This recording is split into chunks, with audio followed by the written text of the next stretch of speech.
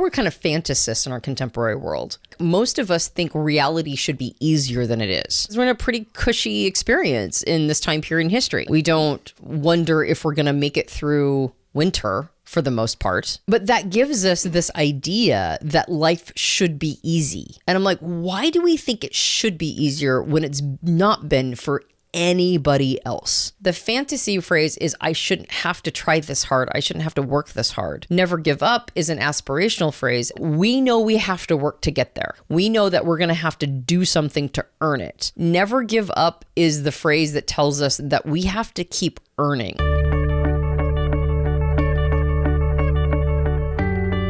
Welcome back to the Personality Hacker Podcast. My name is Joe Mark Witt. And I'm Antonia Dodge. We are recording this podcast after hours. Yeah. You know why? Why? Because we never give up. We never give up. Ever. Never surrender. Actually, I do give up on some things. We're actually recording this pretty late right now because we're trying to front load a couple podcasts. We're leaving town for our Personality Profiler training event coming up in just a couple weeks. And Personality Life Path. We're doing back to back. Thank you for reminding me. I totally forgot about that. We're doing the one and then we're going to flow it to the other. I don't know if we're smart and clever by combining them or if we're insane. No, we're crazy people. Putting them back to back. Yeah, but we're going to do it anyway. This is what's happening. This is what's happening. We got to leave town, so we're doing a few podcasts, and life happens. We were supposed to do this earlier today, but here we find ourselves later into the evening recording. I mentioned never give up, but I think that's kind of what we want to talk about right now. I have this kind of meta question running in my head. There's this notion, we've talked about here on the podcast before, a long time ago, this idea of sunk cost fallacy. Meaning that if I've started a project or I've started to do something, I put a lot of effort or cost or intention into it. Mm-hmm. It's really hard, especially if you do it for a while, to go, this isn't working.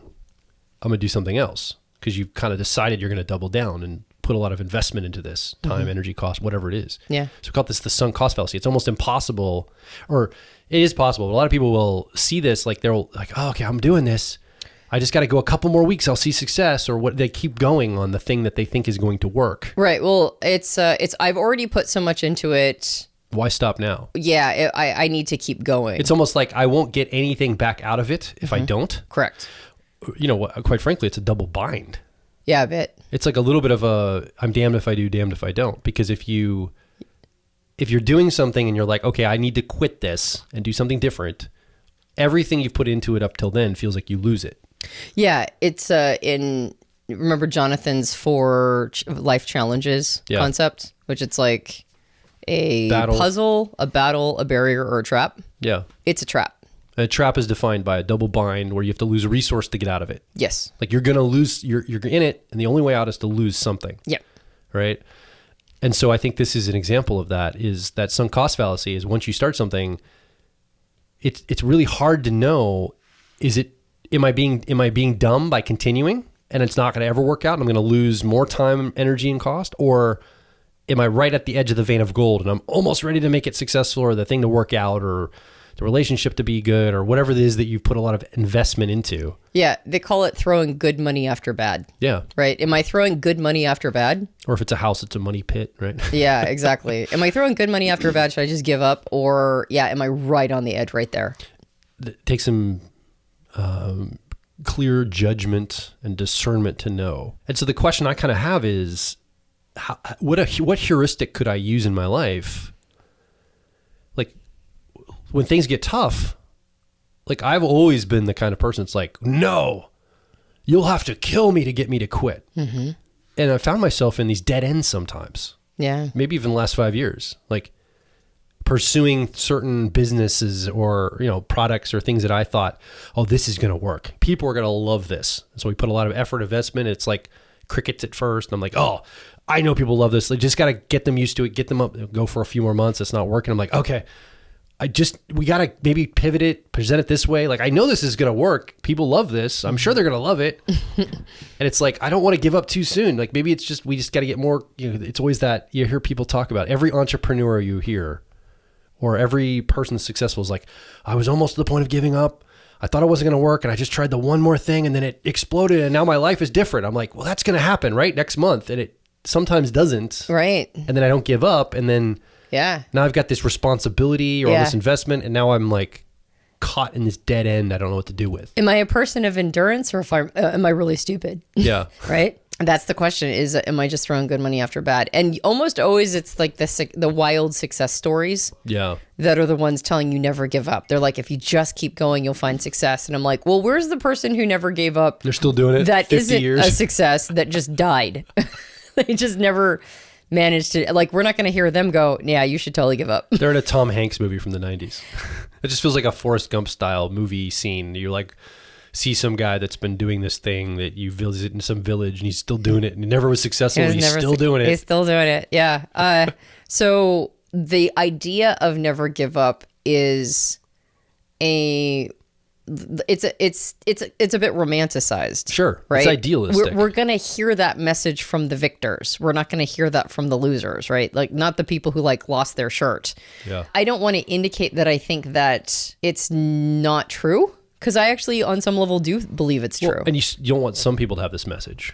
Like, you didn't want Hitler to believe this. Right. You, like, give Never up, dude. give up, Stop. man. Like, you don't want him to have that, right? You want, Right. like, some people you don't Yeah, want like to have. Pol Pot. Like, just keep the dream alive, Pol Pot. Just keep going. No, some people, it's like, no, you should be giving up. Yeah. Like, stop this. But I don't think that's the message they need. I know. Right? Like, I'm being I don't funny. I'm being hyperbolic. that's not the challenge that they were experiencing. I mean, I think as a person... And I have to say, like 15 years into this business, into this company, I had a realization not that long ago where I'm like, oh, I'm not an entrepreneur. Like I don't think I would have done all of this had I not been married to you. You're the entrepreneur. I thought you were going to say, I realized I was a masochist. Yeah. I thought you were going to like do this funny little joke reframe. Oh, I'm not an entrepreneur. I'm a masochist. That's what I've been doing the last 15 years. That also might be true. Any business owner, by the way, if you just have a regular day job, you may not know what she's talking about. But if you've ever owned or run a business, it's a joke, but sometimes it feels real. It's like, I just love suffering for its own sake. Yeah. Yeah. What's interesting is I run in circles where people have... they had a different style of business than we did, because one of the challenges, and this is probably why I sort of feel this way to some extent, is we are the business. Yeah. Like we don't make widgets, right? We didn't like figure out a system. We're not software as a system or as a service, or like we didn't figure out a system or whatever. We're it, right? We didn't make a dating app. We didn't make a dating app, even though that's what everybody told us to do endlessly over the last 15 years. Here, I have a great idea for you guys. You should make a dating app for personality types. That's right. And it's like, there are dating apps that have come and gone in the last 15 years. I've watched it happen. Well, and eHarmony was like the big one that, 27 levels of compatibility. It was trying to do this kind of personality stuff and all the way back then. Did it really well, like actually. The 90s, right? Yeah, the 90s. When was eHarmony? When was this? For probably 20 years, I would imagine. Back in the 90s? Yeah, but they didn't make an app for it in the 90s. Okay, right. Not an app, but you laughed that I said 90s. I'm like, am I misremembering when eHarmony was? I don't remember I don't know when eHarmony like its point of inception. I just know that apps weren't a thing. No. Yeah, okay. Back in the 90s. That's why I laughed. Because I thought you were being funny. Just like you thought I was going to say masochist, I thought you were being sarcastic about building an app in the 90s. Our humor sucks. But we really have a lot of faith in each other being funny. Yeah. Like you were pretty sure I was going to be funny, and I was pretty sure you're going to be funny. So at least we have faith in each other. Cheers to that. So cheers. That's right. Going back to before the dating app. Yeah. First of all, I heard another entrepreneur, somebody who owns a business that's really similar to ours, actually, in a different niche. They said, every business is a mess. Like you think somebody's got a beautiful, elegant system going, is like every business I've ever seen is a mess. You pop open the trunk and you're just going to see a big mess. And I'm like, I mean, there's some INTJ out there that built this like beautiful system of a business, and they're the one exception to the rule, but everybody else's business is a mess. Well, I'd be curious to see what AI businesses look like when they use agents to build it. I bet it won't be as much of a mess. No, there'll be fewer messes in the very near future, but in the meantime, it's kind of, because it's sloppy. Like doing a business is a very sloppy venture. You're putting things together with bubblegum and popsicle sticks, and you're figuring it out, and you're hustling from thing to thing. And I mean, you've got to figure out one of the most difficult things the person can figure out, which is, what do people value, and how do you get them to see what you have as valuable? Like our profile training students, when we're talking about this kind of thing, I say, it's actually, you're in a very unfair position. You have a gift of coaching or giving people something. You have something to give them. Yeah. It's very valuable. And the unfair part is you also have now a second full-time job, which is effectively convincing people you have this value. Correct. It feels like the first is a full-time job in of itself. I've worked on the discipline of personality profiling or coaching or podcasting or whatever it is that you do well. Yep. And you provide a service or a benefit to people, especially if it's in this kind of realm where you're coaching or guiding. It's not just like mowing the lawn. Right. But that service is a little more direct. Yeah. It's like you've got long grass. Yeah. I'll come mow it. It feels a little more fair. But yeah. It's like, it I've feels, got long grass. Is that what you do? I can see it right now. It's long. That's the number? And you mow it down? Great. Yeah. No, that's a way more direct But this service. is like you have to give people enough to understand the value you provide. And the degrees of esoteric or abstraction, I mean, yeah. how what you talk about can help them. It takes a lot of reverse engineering. It feels very unfair. And I think a lot of people, like, they don't recognize how it really is unfair. It is, yeah. I mean, when I say unfair, I don't mean like it should be fair. I'm just saying it is unfair. It feels unfair. And I think a lot of people just spend time with that. They're like, I just shouldn't have to do this, or there should be an easier way, or could AI book my marketing for me? Or they always want to take a shortcut. And I do too, because it feels so freaking unfair. Well, and they're not necessarily related skills. Yeah. Coaching and marketing. Like, in some ways, like our mentor, our marketing mentor, Evan Pagan, says all marketing is an ethical dilemma. Yeah. Which I think he's right. Absolutely. I think he's totally right. It's like, okay, it's an ethical dilemma for like, how aggressive do I go? How do I communicate to people the benefit of this, being my own hype man, in a way where they can understand it, even if it's not totally accurate. I mean, as a person who uses introverted thinking or accuracy, I'm just like, oh, marketing is so hard, because I'm like, but that's not exactly it. But that's not totally it. I mean, it's more like this. And it's like, if I tell you, if you're, I don't know, setting up bullet points for what's going to be in a program, and you show me the bullet points, I'm like, well, it's kind of more like this. And you're like, yeah, but nobody will buy that. Here's what we're going to do, Joel. We're going to help people understand their flawed logic and thinking. Right. And refine it. But they have to acknowledge where they're wrong on all the things they're wrong about first. And then we're going to go to their feelings. Yeah. And then we're going to show them how their emotions are. It's like... Yeah, we're going to tell you how your feelings are wrong or whatever. And it's like... It always feels like that hard... Because there is hard work that has to happen. But you have to like make it more palatable, more joyful, all this We stuff. don't tell people that their feelings are wrong. That's just comedic. You would totally do that. Well, sure, because everybody's feelings are wrong all the time. But... As a thinker. No, listen... I've got a daughter who's a feeler, and I've got a husband who's a feeler. So I've learned that it is not them that is wrong in their feelings. It is I that is wrong in my projection of the wrongness. I feel like I got to toast you yet again. Amen to that. I'm figuring it out. Okay, so this idea of quitting, or where were we? Yeah, well, no, I was going to say that all marketing is an ethical dilemma. Yes. And not because you're necessarily lying, but you do need to get people's... I mean, I think about... do you remember the old late night commercials for the Slap Chop? Do you remember the Slap Chop? Okay, so the Slap Chop was like... They might still have it someplace, but... the TV commercial, like product sales commercials. Yeah, like they had like... Infomercial, that's what it's called. Infomercials from the 90s and 2000s. The Slap Chop. The Slap Chop. They had like the Sham Wow. That's what I remember the most. Do you remember the Sham Wow? The Sham Wow. Right. You could wipe your car off. Yeah, like, it was magically. just like... It was like a magic towel for your car to wash it. And the hype around the Sham Wow, it was like just the name all by itself. I mean, that's good marketing, by the way. That's amazing copy to call the thing a Sham Wow.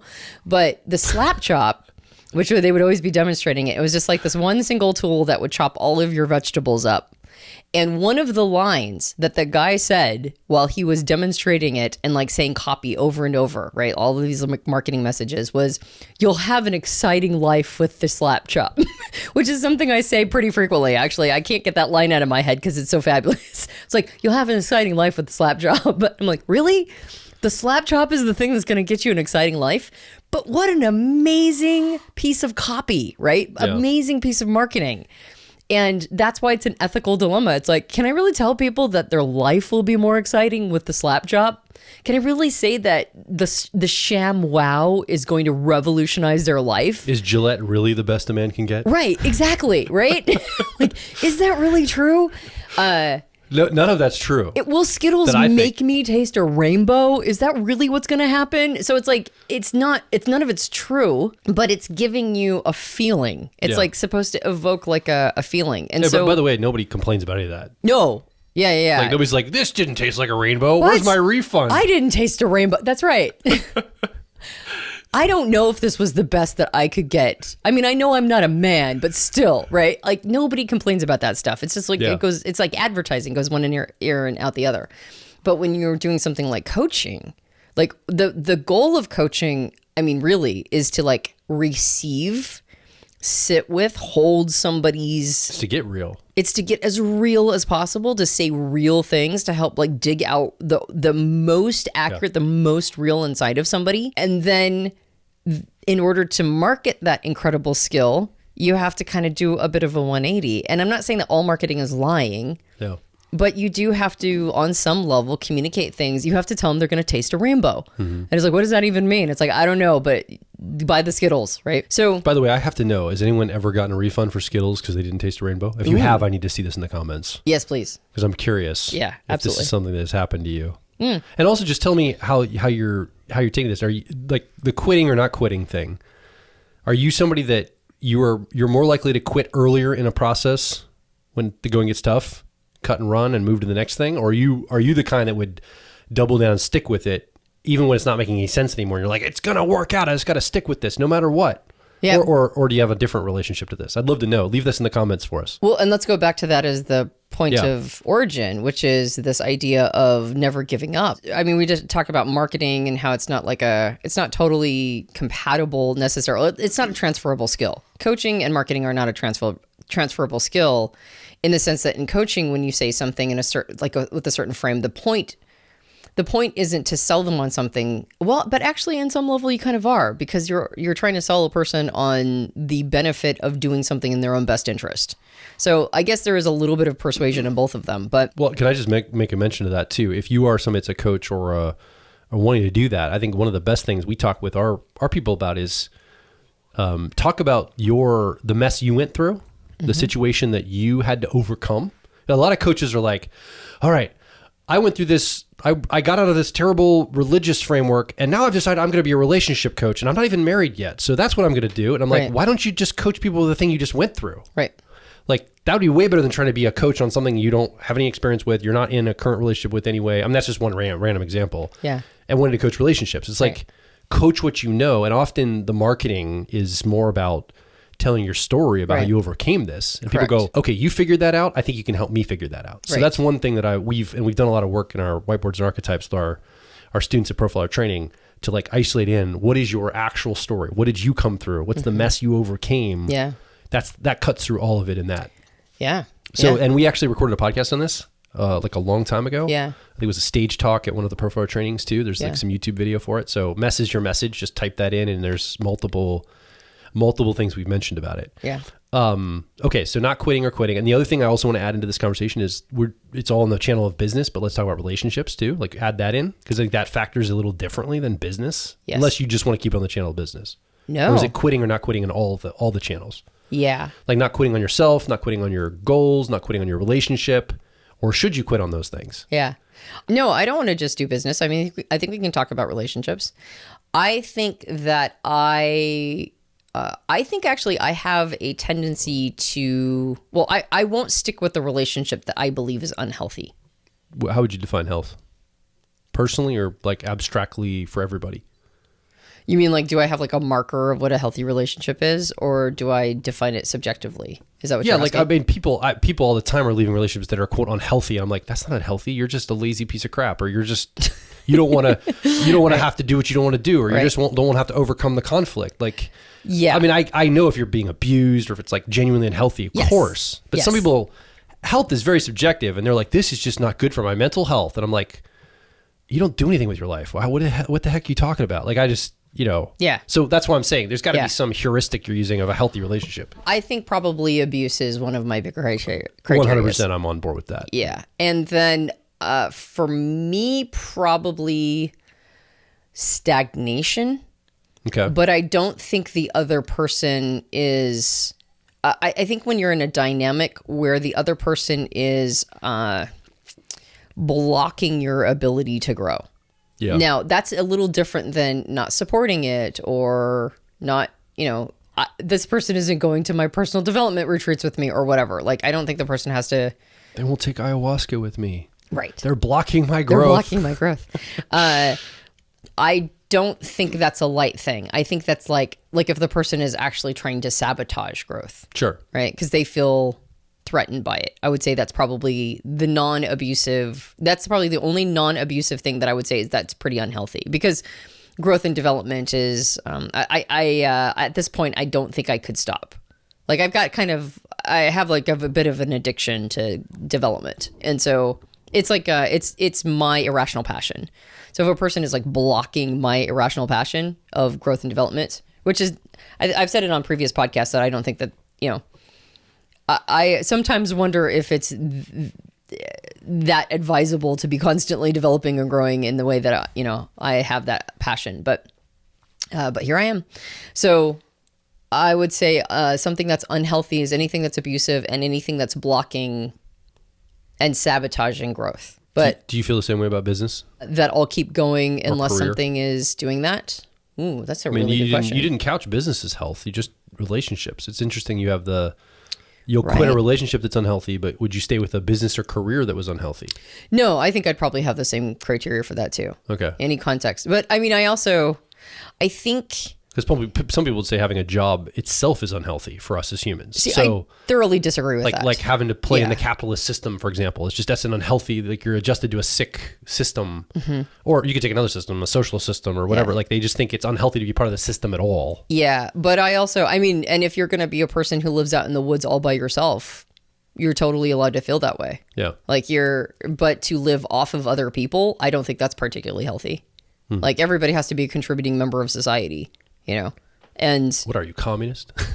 what? No, no, and then earn. Not like the tenet of communism is like everybody gives according to their ability or something. That's why I'm making a joke. Yeah, no, I just mean I'm not a communist, and I just mean that as in I need to be earning my keep as an adult, as a healthy adult. I need to be earning my keep. For you want to do that, yeah. I mean, I think that that's like a general principle. I don't think it's a healthy thing to like believe if you're a healthy person that can work, I don't believe that it's particularly enlightened to believe that other people should be subsidizing you. I don't believe that's an enlightened perspective. And everybody who doesn't work, that's a healthy adult. You might not like make work your life. There's a lot of people who clock in, clock out someplace, and their life is at home. And I think that's a perfectly valid way in fact, in some ways that's like pretty healthy actually. Yeah. Clock in, clock out, go home and live your real life. But I don't think it's healthy to eschew all of that in some sort of like viva la revolution. And really all you're doing is you're living off of other people and your life is being subsidized, particularly if you're able-bodied, because there's plenty of people who can't do that, who would love to be able to take care of themselves, but are not in a position to be able to do that. They don't have the health. They don't have those, situations. So, so I believe it is a healthy thing to do to cover yourself. That said, is the criteria for career, job, or business health? Yeah, absolutely. Like if you're in a situation, and there are actually some careers that are kind of abusive actually. And so I would think that would, or at least positions, people have had like abusive bosses and that's not okay. And then as long as it's not stalling or sabotaging growth and development. Yeah, I would say that my criteria is the same and transfers over to career. But that said, what we're talking about at the beginning was this idea of never give up. And I recently heard it through, so one of the biggest marketers right now in social media is Alex Hormozi. And if you have a business or if you have to do marketing in any way, you probably know who Alex Hormozi is. He's like a really influential marketer right now. And he built his business and off of basically like gyms, right? Gym memberships. And he helped other people ameliorate their gym membership situation or gym situation.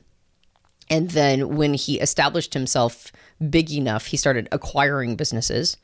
And then he started doing marketing to encourage people's businesses to get valuable enough for him to consider acquiring them, which I think is all very brilliant. He's a very, very smart marketer. And that's his big thing, right? He was like, don't give up, just keep going. And then somebody else said it recently too. It's like, never give up. It's in like every business book I've ever read. Right, exactly. Every success book I've ever read. Every like Napoleon Hill, Tony Robbins. That's it's right. like you just Relentless. grit it and just keep going. That's right. Here's the guy, David I can't remember his name now, but he's got that book too. Like, yeah, he's always about moving and keeping it going. I'm getting his name wrong. Either way, it's everywhere. It's not just marketers. And it's everybody that's into success. I'm sitting here thinking about it, and I've been kind of thinking about it, and I'm like, well, if you're going to succeed ever at all, yeah, you don't want to give up on your momentum. You don't want to give up on your push. Like success is not going to come from somebody who gave up. So that is true. It is accurate. If you're going to be successful, don't give up, because if you give up, you by definition will not be successful because you gave up. But is everybody who doesn't give up automatically going to be successful? And when you and I were talking about this before the podcast, one thing you mentioned, and I'll say it so that I can lob the ball back over to you if you have more to say on the topic, but I think it was really smart, is you said it's actually learning what to give up and what not to give up. That's actually the secret to success. Like you mentioned, a person can be dealing with cost fallacy, as in like, well, I started this, so I have to finish it. And the truth is that, like, particularly in a business context, if something's not working, like you have to generate all the resource that comes in. So if you're going to throw resource at something, it has to have a return on investment. It has to. Otherwise, the resource runs out and now you don't have a business anymore. So you actually do have to give up. You just have to know what and when to give up in order to be successful. Yes. So the thing you never give up is your fighting spirit, is your will and determination, is the focus on your goal. It's more of like character traits you don't give up on. Can I inject here? I don't want to interrupt your thought line. No. I was lobbing the ball over to you. So it speaks to me, and that I learned this lesson, what I told you about when and what, on a different channel altogether. It was very emotional. And so, and there's some feelers right now, and maybe even some thinkers that are listening to this. You're going to resonate with what I talk about. I would maybe be in a disagreement with you, Antonia, and I'd feel very strongly an emotional strength toward the disagreement. I felt very strongly. And we would talk, and you would give me a piece of information. This would happen to other people too. And I was, it was a conflict. I was feeling very strongly about my position. You would give me a piece of information, or I would have a reframe in my own brain from a new piece of information or a way of seeing it differently than what I'd seen before. And I was watching myself continue the fight or the argument past the moment that I actually realized I was either wrong or I should back off the position. And I started to, this is a few years ago, I started to catch myself going, why am I continuing this fight when I've already changed my mind? And it was basically like, well, if I cause this much drama or this much intensity at the beginning, I can't quit now. I have to stay consistent and congruent with the energy I approached it in. Otherwise, that was all drama for nothing. Like I came in like, hey, I'm really frustrated, blah, blah, blah, blah, blah, blah, say the thing. And you're like, well, that's not a reason to be frustrated because of such and such and such and such. I'm like, yeah, but blah, blah, blah. And then we have this little tiff or disagreement, and you'd say something, I'm like, oh, like in my head, I wouldn't say it like to you. I would be like, holy crap, that's true. I didn't do that. Or she did say that to me, or whatever the truth was of the situation to change me. And then I was finding myself though, like I still want to now, but I started to stop it. But I could just feel myself going right back to that emotion or that thing that I'd started with. I wanted to be congruent with myself. I didn't want you or myself to see myself. If I could have let go of it the whole time, then why was there a problem in the beginning? Right? And so like I'll like hold on to it longer than I need to. So I learned, wait a second, I can quit this emotion way sooner than I think I can. And I learned that just because I have approached something in a certain way doesn't mean I have to continue that. The moment I get new information, I can change.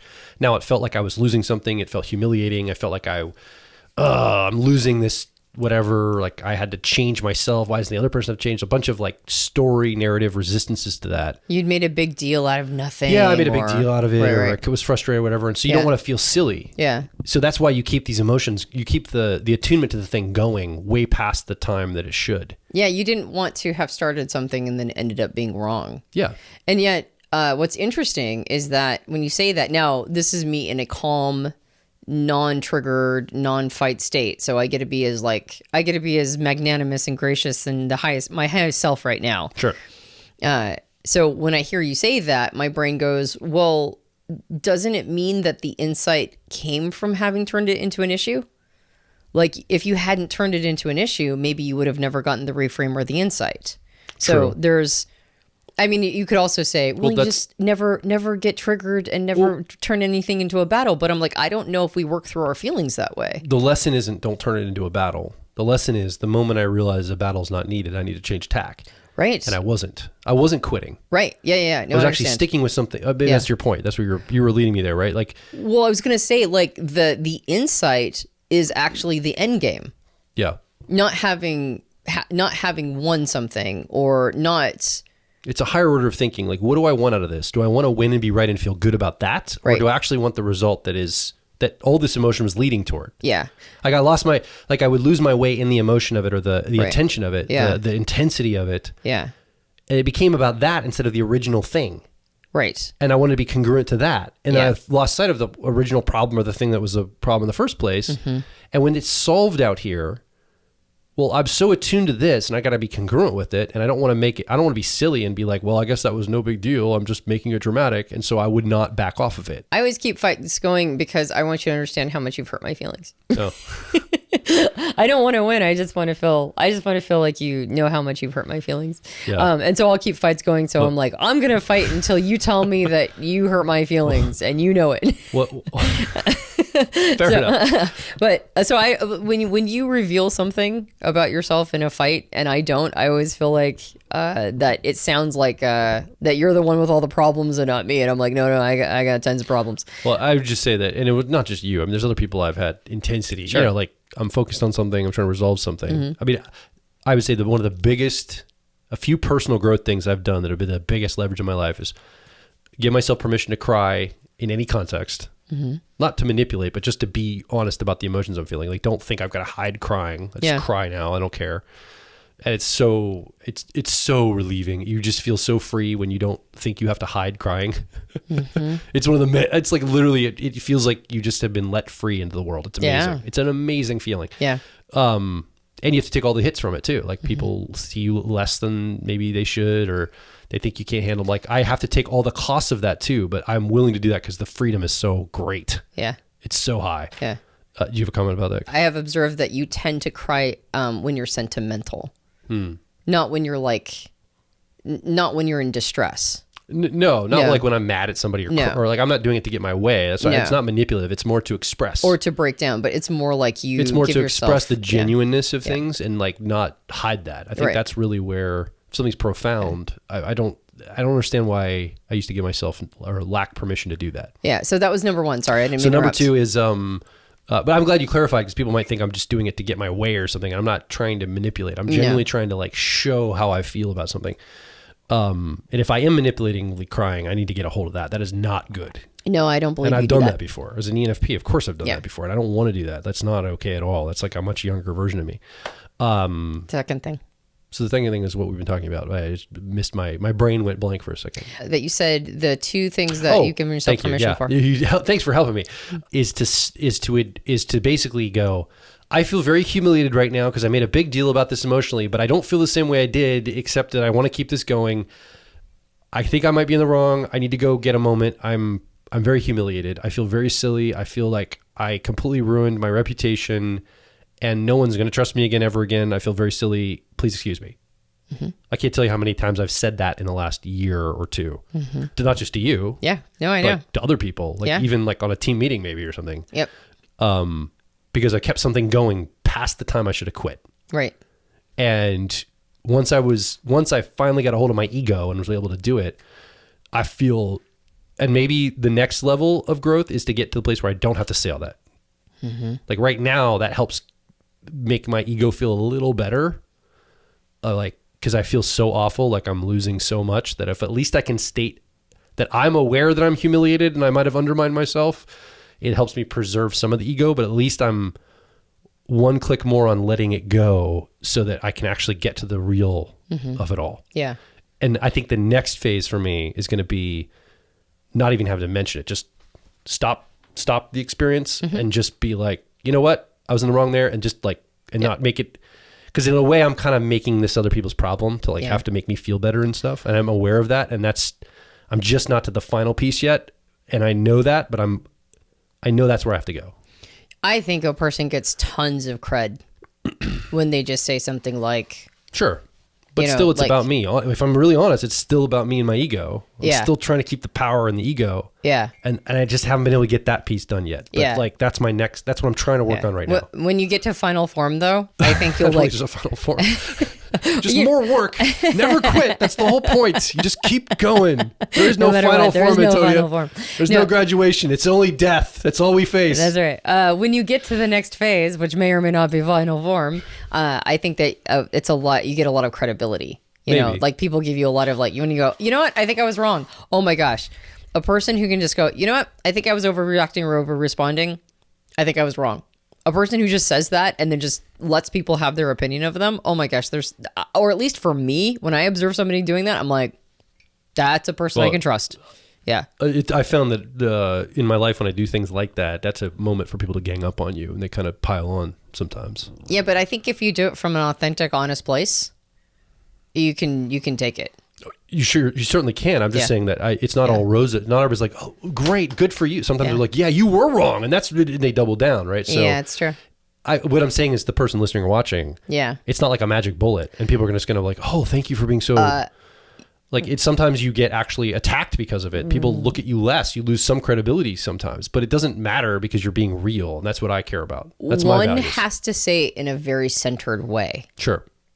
Does that like if you say it in a centered, if I can tell that the person is like, you know what, I'm reevaluating. If there's a calmness to it and a centeredness to it, you're right. But if a person's like, I'm wrong, everybody else is right, you know, it's like that. Well, that's manipulative. Or if the individual's like, you know what, I guess I was wrong.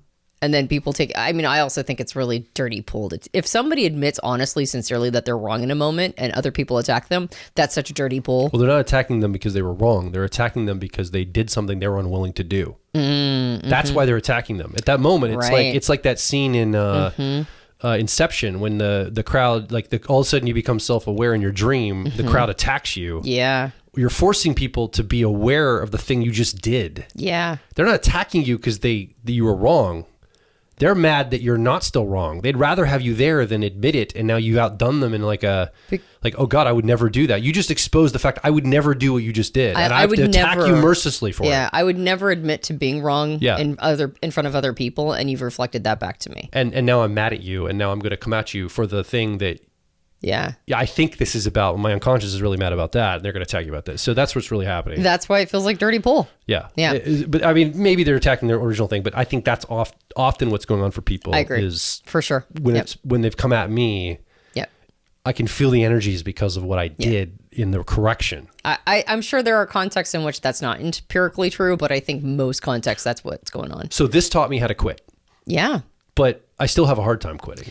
Well, and in that situation, what you're doing is I think if we're going to study the concept of the phrase never quit and when it is true and when it isn't, I mentioned that the phrase is true when you're talking about character, like being a person of a certain kind of character, or not being not of a kind of character, but like bringing certain characteristics forward, like determination, willpower, you know, like push, drive, all of that. But what you're talking about is also character oriented, which is learn when to quit when you can feel your ego's wrapped up in it. I think a lot of times when we go, and not just, I mean, the context that you mentioned is actually a very self-aware context of an argument or a fight or a battle, or like, you know, like keeping something going because you want to have come out victorious in some sort of, you know, disagreement or whatever. But I think sometimes we don't quit because our egos don't want to admit that we made the wrong decision, or we got involved in something that wasn't right for us. The idea that, and this, of course, is, that's why I wanted to make sure I'm like, oh, I also am a pill during our fights, but just for other reasons. But it's easy for me because the thing that I'm not doing in our fights is holding on, because otherwise I would have made a big deal out of a small thing. I'm not afflicted with that, so that's not my thing. So it's easy for me from a distance to go, well, making a big deal out of it might be the thing that led you to the insight. The same is true with some of our ventures. We start them thinking that they're the right thing to do. You and me specifically, or humans? Humans. All of us. Start ventures thinking they're the right thing to do. Like nobody starts something that they're pretty sure is doomed to fail. Like all of us we're taking the best actions that we can at the time with the information that we have available to us. And if we get to a place where we're like, oh, I think actually this is no longer the right call. I'm throwing good money after bad. If I keep going, it will be the sunk cost fallacy.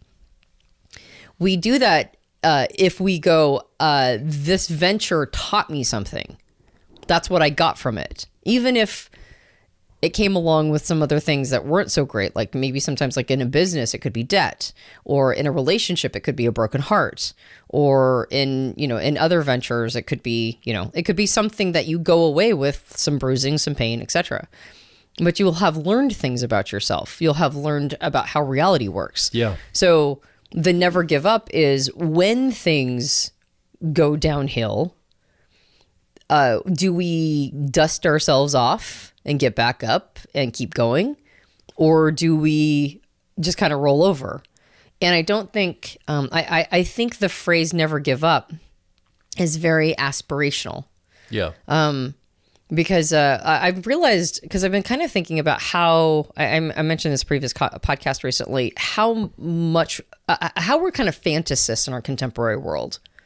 I'm noticing this almost everywhere. I'm like, oh, not that we live in a simulation of the Matrix or whatever, which is possible, but I don't behave as if that's true. We pretend like it's not true. All of us do, or most of us do, even if it is true. So we might as well just say it's real and not a simulation. You mean reality? Yeah, reality we're is... all behaving as if it's real. We're behaving as if this is all... Yeah. So let's just assume... Yeah. We can always have that conversation. Yeah. Let's assume all things are equal. That's right. So when I say we're living in a fantasy, I don't mean a simulation like that. I mean, like, most of us think reality should be easier than it is. Because we're in a pretty... Amen. Yeah, because we're in a pretty cushy experience in this time period in history. Like, we're not foraging for our day's food for the most part. Yeah.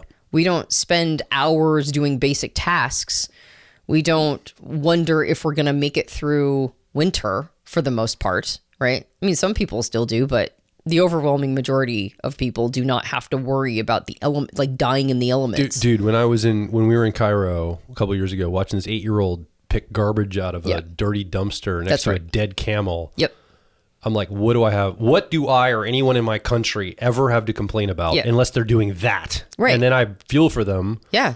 But other than that, most people in my country are way better off than that poor 8-year-old that was just doing what he had to do to survive. People might not think we have sufficient social programs, but we have plenty of social programs to prevent, for the most part, to prevent 8-year-olds from dumpster diving. Now, that's not to say... It's not a perfect system, but it gets most of them. That's right. It's not to say that nobody's experiencing that, but the overwhelming majority are not. So, and most people who are listening to a podcast right now certainly aren't living that life, right? And so we have it pretty cushy. And because of that, I think every once in a while I just stop and think about everything that led up to my existence and every one of my ancestors for time immemorial, and everything they had to do to push the DNA to the next generation.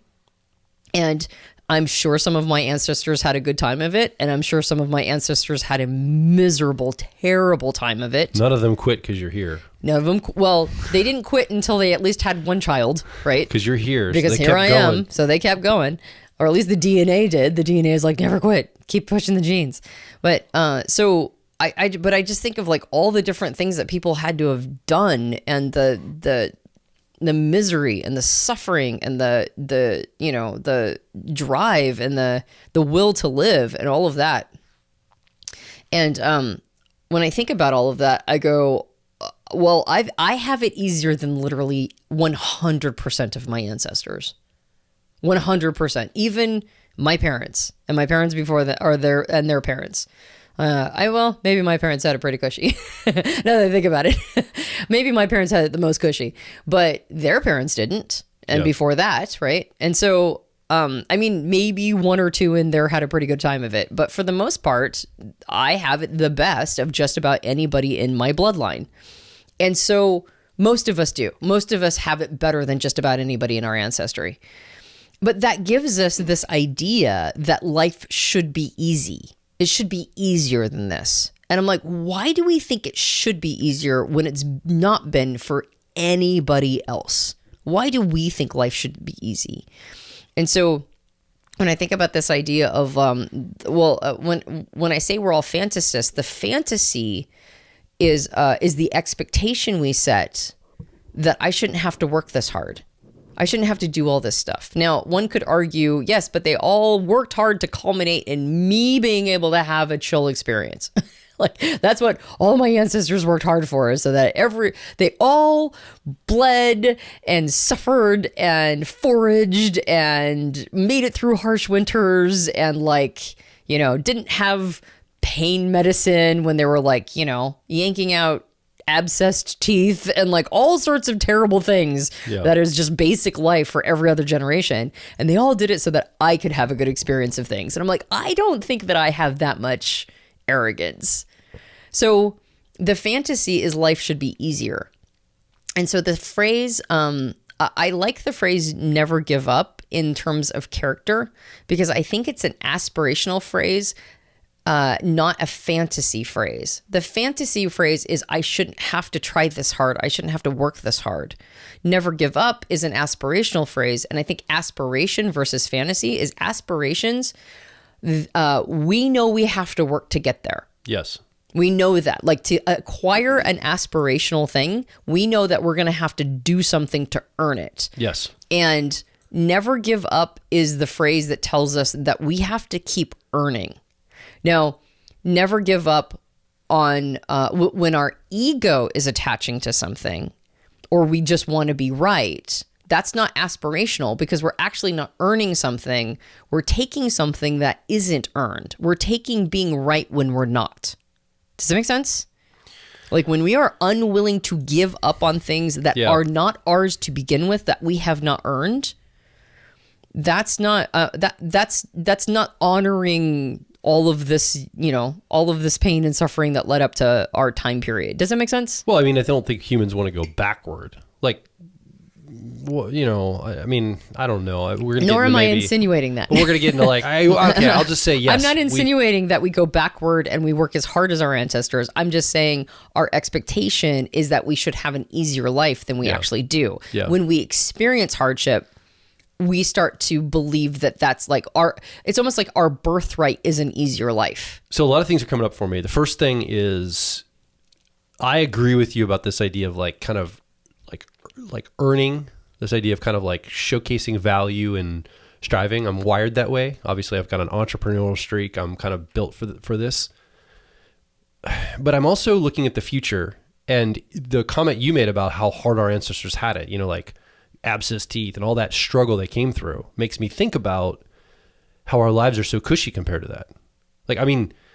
Just think of our ancestors from the 1500s, how they would look at our lives whoa, it would look like magic. We sit in these comfortable chairs and drive in these little vehicles around. And ostensibly, if you have a garage and you order from a takeout window, you never have to go in a cold climate. You could start your car and you never have to leave your home. Right. You could have food delivered, right? Everything can be delivered. So one of the things that I think is this never quit.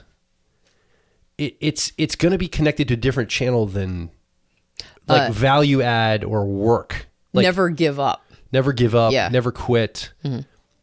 I almost think it's less on the, we could bring out type terms or function terms. We're talking about never quit on a extroverted feeling relationship channel, or extroverted thinking business or money or resource making channel. And in a way, the thing I see most people quitting on right now is their humanity. On themselves. Mm-hmm.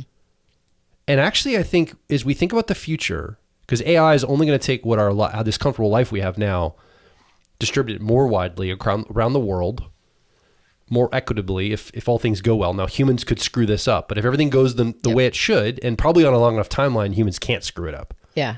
I mean, I think that's the thing is if people zoom out to a long enough timeline, it's hard to see any one action by any political frame or anything screwing up the progress of humanity to get more things to more people. It just seems like on a micro level, somebody might die in their entire lifetime not having that happen, but on a long enough timeline, as humanity, I think we're always improving. And humanity is better now than it was in its experience. Now we've got other challenges like thermonuclear war that we didn't have to think about when we were cavemen. But like, we've traded our challenges for higher ordered things. But the biggest challenge that's on the horizon, right? And I think I've mentioned this on a podcast before. Like John Steinbeck says this. No civilization has been able to figure out leisure. The moment they enter a leisure framework, it destroys them. Yeah.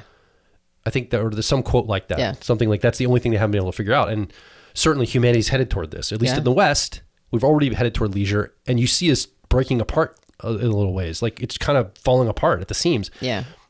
And this is not a judgment to the micro.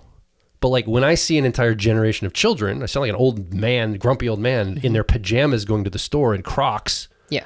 I'm going, game over. Like, there's like people have already quit now. Like we've already had quitters. They're going to the store like a toddler in their onesie. Yeah. At the age of 23, I'm like, 100 years ago, people were still wearing white gloves to the store. Well, and I'm not. It's a social change, but it's less about like you should dress nice to go to the store. That's not really what it's about. It's more about this is attached to an entire mindset, a cultural mindset. Right. That's actually what's more concerning. I don't care about the pajamas in the store. I don't care if you're a 25-year-old wear a onesie.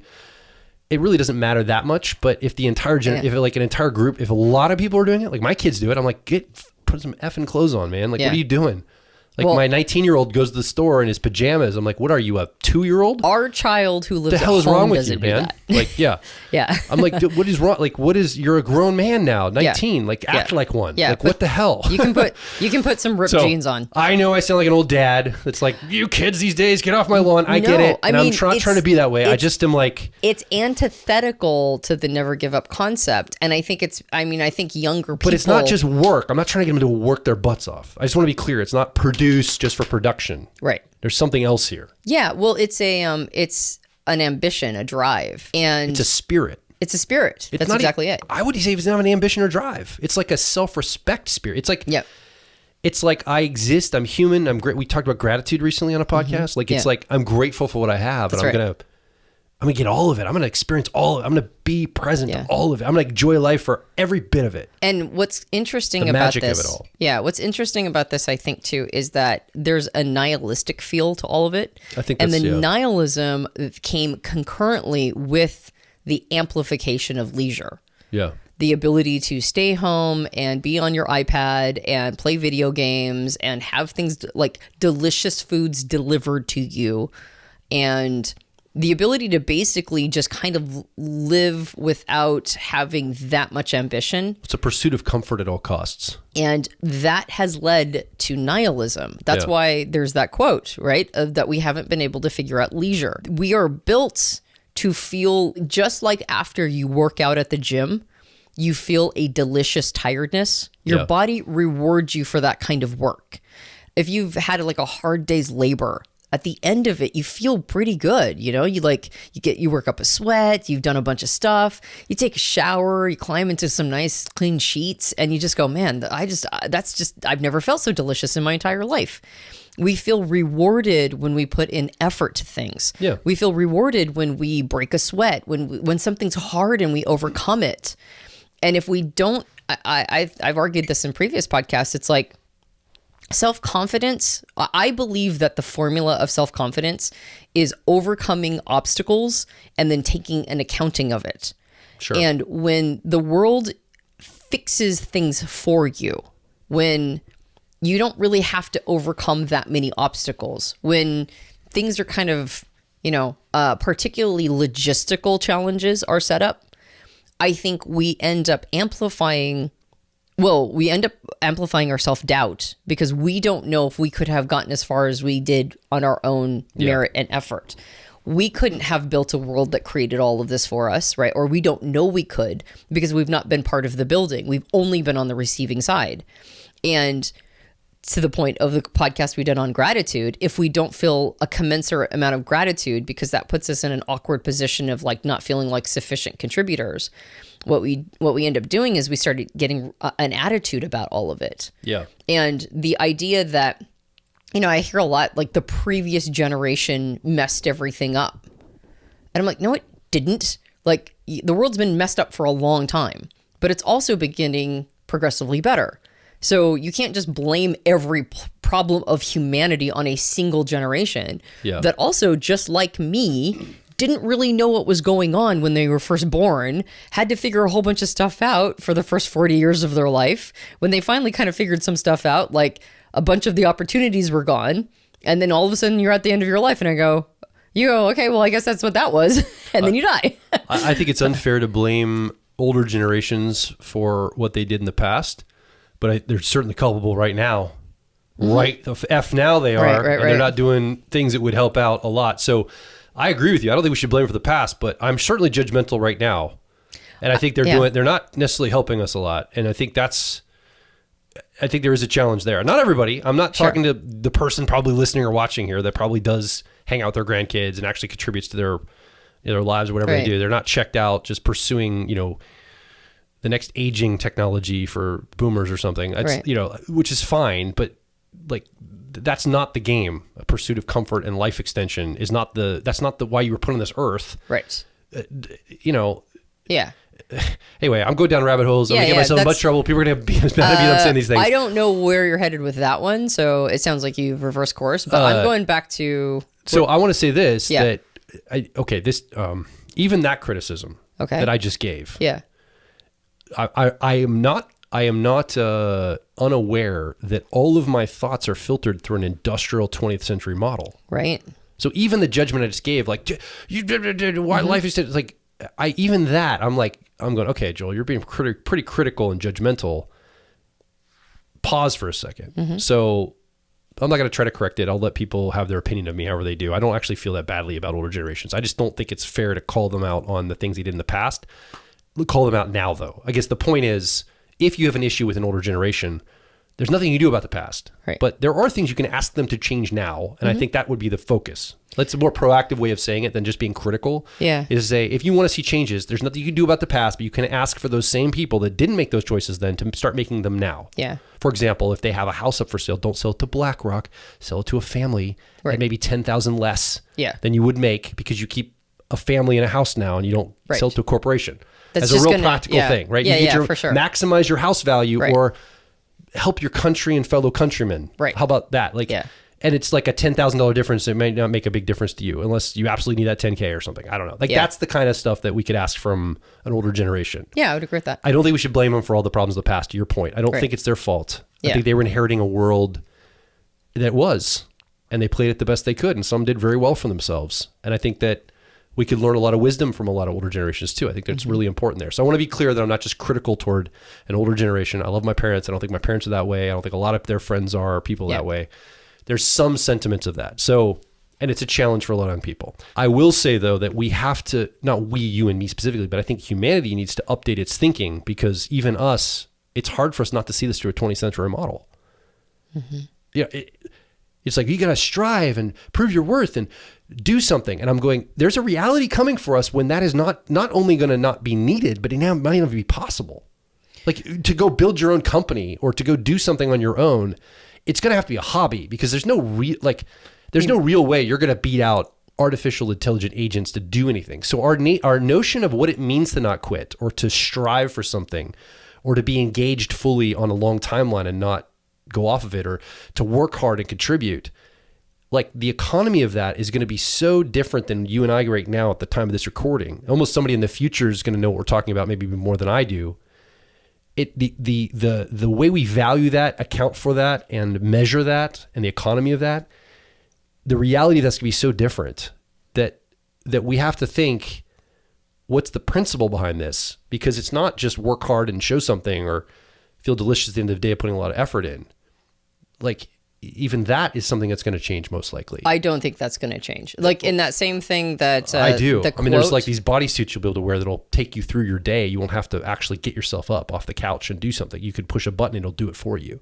Like, that technology is on its way to us. Now, and none of us to take it, but that's like very clearly on its way. So I don't think that's going to change in the same way that there's that quote that says that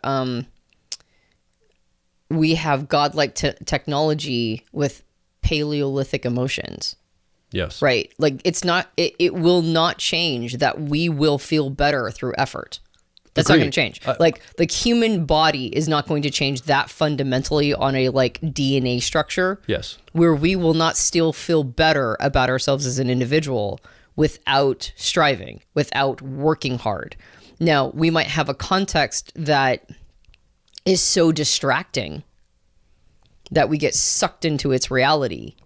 But we will always, I personally believe that a lack of effort leads to depression and nihilism. And I don't think that's changing.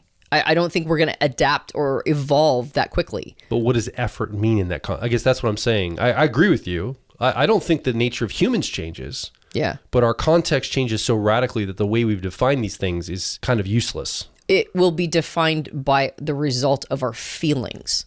What is effort? Effort at the gym is working hard enough where you break a sweat.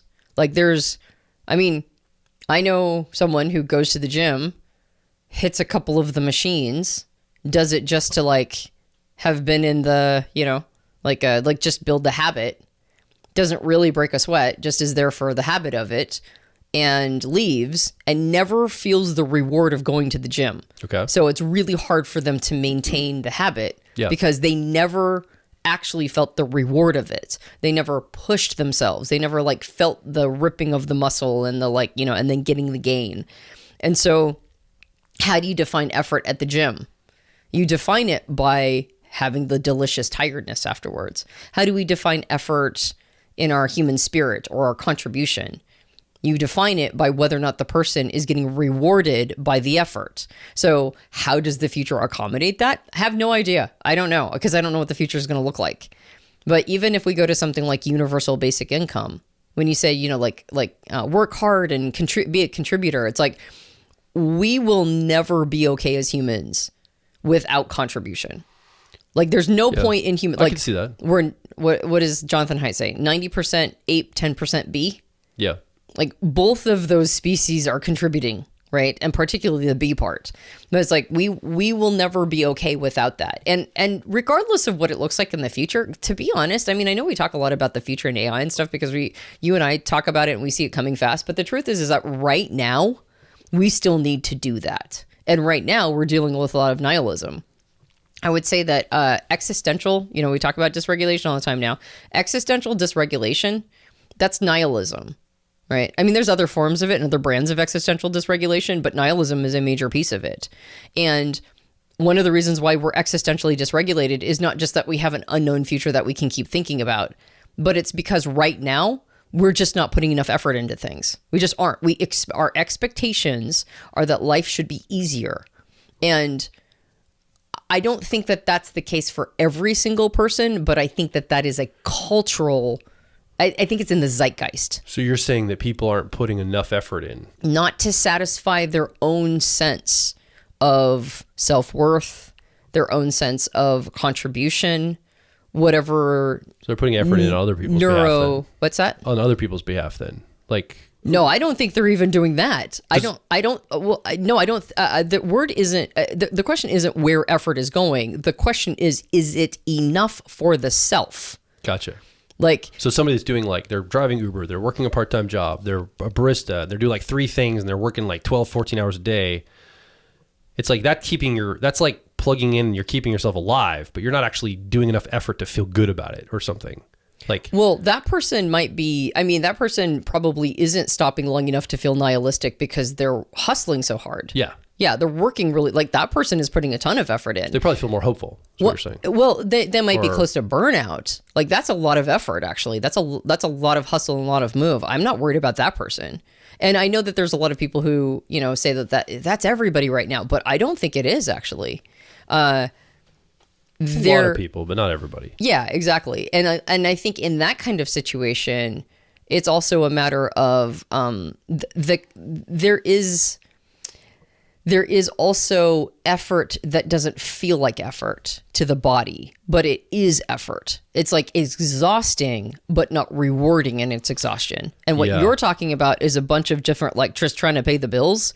And that's effort that doesn't give us that neurotransmitter hit. Yes. It's just a lot of busy. And that's what I think is coming for us in the future.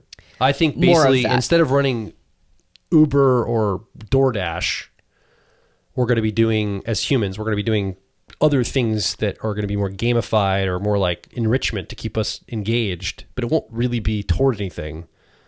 So I think this concept of quitting or not quitting is going to be very confusing for people in the future because they're not going to know what they're quitting or not quitting. Like it's going to be, you know what I mean? It's more like you subscribe to something and you don't like, do I quit Netflix? Is that quitting or not quitting? Like it's not, right. If I'm a consumer frame, I'm like, what am I actually doing here? Yeah, I kind of don't care about the future right now, though, in this conversation.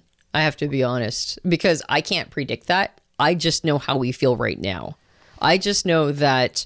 Fair enough. I think that's fair to bring it back to now. But I think the most relevant lesson that you're basically saying in all of that is that you learned when quitting was actually your friend.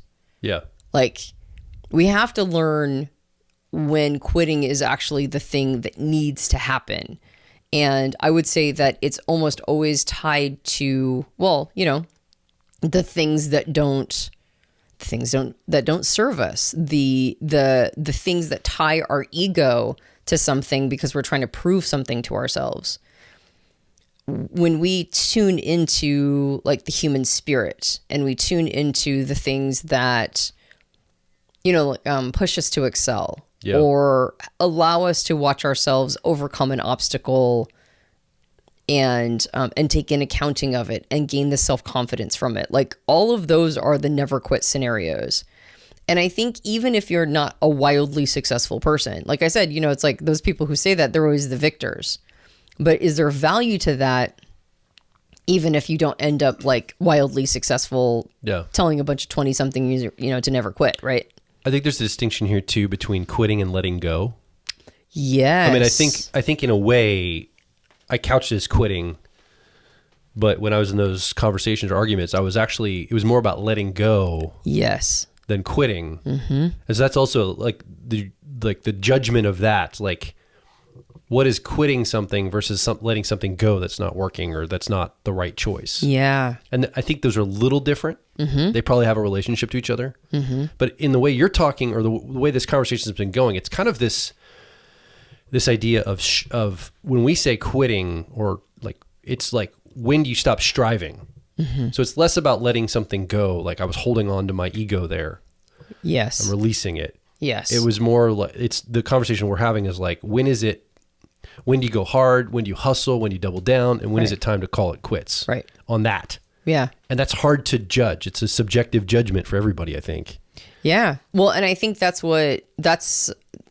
maturing. Maturing is understanding the difference. And I think that what you just said is brilliant. It's like the maturing is understanding the difference between quitting and letting go. Like, when is it time to let this thing go because I got the lesson from it, because it's complete.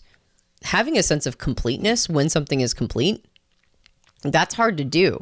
Oh yeah. And I think we do it over time. When we fail or when something doesn't work out, the willingness to go back and chart it and like look at it and go, I mean, I think the first time I heard this was in terms of relationship when somebody said, we're not breaking up. It's just our relationship is complete. And for that couple, I could see what they meant by that. Like, they weren't each other's forever partners. They weren't married or anything, but they just like the relationship had run its course and they had not they had not dedicated their lives to each other. They weren't fully committed. They were just like, I think our relationship is complete. I think we got out of it whatever lessons we need to get out of it. We learned what wasn't right for us, right? We learned that we could have a good time of it, but we weren't each other's forever home. You know what I mean? Yeah, that's something my friend Jeremy always tells me. He's like, a lot of times we go through things in life, we find out more about what we don't want than what we do want. Mm-hmm. And I think that's kind of the quitting moment, is when we decide, okay, this isn't what I should be doing or what I wanted. Yeah. And it applies to relationships, business, Yeah. a project, whatever that might be. Yep. I think it's kind of admitting that. It's like, okay, I learned something about myself. This wasn't what I wanted, or this wasn't good for me, or this wasn't the right choice. Yeah. Yep. And there has to be that moment. I think the thing I would caution, though, if I was going to talk to my kids, I'd be like, I would probably err on the side of the hustle. Mm-hmm. Even if it's like a little, what would you call it? Like uncalibrated, mm-hmm. Or if it's like not exactly the better, like, I think it could be toxic just to work and just hustle for its own sake. Right. But I feel like they would need that message more than make sure you quit if it gets tough. Like, I feel like that's the wrong message to give people. Yes. But for some reason, that's the message a lot of people say I needed to hear that. I wish somebody had told me I could quit. Right. And so I'm like, well, maybe I'm hurting my kids by telling them not to quit and hustle. Well, I think what is the actual message? That's what we're trying to find in this episode. So what is the heuristic how do we think about it? Well, I mean, if we're going to put it through the lens of self-regulation, which I'm doing a lot these days. Yeah. I would say there's an existential component with it. This like kind of comes through your intuition. The intuition, I think, part of it, or at least the part that gets dysregulated is when we like lose faith, or when we assume something is going, like when we don't bet on ourselves. When we think that there's no point, or there's a purposelessness, like that's us kind of giving up. Yeah. But if we maintain all of that, if we can maintain a sense of like existential regulation through all of that, if we can go like, no, there's still hope in the world, and it's not like I've become like fully nihilistic now and like there's no reason to try or whatever. But we recognize, and then we go back to the cognitive channel, which is like more thinking, and we go, I think the resource I'm burning here is like, my suspicion is that there's not going to be a return on investment here, or I am throwing good money after bad, or like there is a lesson that I have learned, and that's complete. I think when we're in that space, it's not necessarily that we have lost faith or that we're no longer betting on ourselves. I think the never give up is like never give up on yourself. I think it's really actually what it comes down to. But projects, relationships, the things in our life, those can be complete. And getting good at knowing what complete means, a complete cycle, right? It's like it started, it had a full life, it's now reaching a conclusion. And then when that happens, I think the phrase you used, letting go, it's perfect. Maybe we could say this. Things can be complete without being finished. Mm-hmm. I mean, that's kind of what I'm hearing you say. Yeah. It's like quitting allows me to say, I'm complete with this experience, mm-hmm. even if the thing isn't finished right to its fruition. Right. Because I think I've connected completion and finish, like mm-hmm. those are the kind of the same thoughts in my mind. Right. Maybe not now, but I think I always have. Yeah. And I probably did that so I didn't give up. Yeah. I mean, I think that early, when you're learning the mechanism of not quitting or giving up too easily, mm-hmm. like getting lazy or something, you're just trying to get push through resistances, because mm-hmm. there's this idea of resistance, right? Anything you want to do in the world. I mean, even being alive, there's resistance to correct. Get up out of bed in the morning. I have to fight against gravity to stand up. I mm-hmm. face resistance from the moment I wake up in the morning. Right. And my blood is pumping, trying to resist dying every, right. The act of being alive is an act of fighting resistance. Right. Yeah. Constantly. Yeah. Like by definition. Yep. And so it's kind of baked in. And so take that writ large. We develop ourselves and better ourselves. Mm-hmm. We talk about going to the gym or something. It's through resistance training, right? Correct. Resistance is important. Yep. So overcoming resistance is really key. And so mm-hmm. again, I would hate to say to somebody like, "No, you should totally quit if it going's tough." Right. because pushing through resistance teaches us so much. But Yeah. then there comes a point when complete is better than finished, Yes. to your point. Yeah. And I think that takes some subjective measurement and attunement. Like you have to be careful with this. Yeah. And again, I would definitely err on the side of pushing. So yeah. Yeah. I'm curious what side you would err on if you're listening or watching. Would you err on the side like me of pushing forward and like kind of like 80% of it's like, no, keep going, push through resistances? Or are you more on the side of 80% like once it kind of becomes apparent that this isn't going to work out, it's probably better to quit and try something different? Yeah. And then what are the results from your thinking? I'd love to hear that too. I think that'd be interesting to get a conversation going. Like, has this worked out for you the way you think too? Like, is it bared out in reality? Have you gotten good results from it, or has it caused frustration? Have you changed it in your life? Yeah, I think that'd be a really interesting conversation to get started. Yep. Any other comments you want to make before we wrap up? No, I feel complete. Well, there you go. Even if we're not finished. Yeah. Also, you can check out some resources over at personalityhacker.com. We're really welcome you to come over and look at those. We've got all sorts of materials on personality type, personal growth. We're adding more things all the time about this self-regulation, dysregulation, the 4 channels that get dysregulated. I think it's going to be powerful for your life. So we're going to be adding workshops and some content around that, and then more things into the future next year and all that. So go head over to personalityhacker.com and check that out. We'd love to have you visit us. My name is Joel Mark Witt. I'm Antonia Dodge. And we'll talk with you on the next Personality Hacker podcast.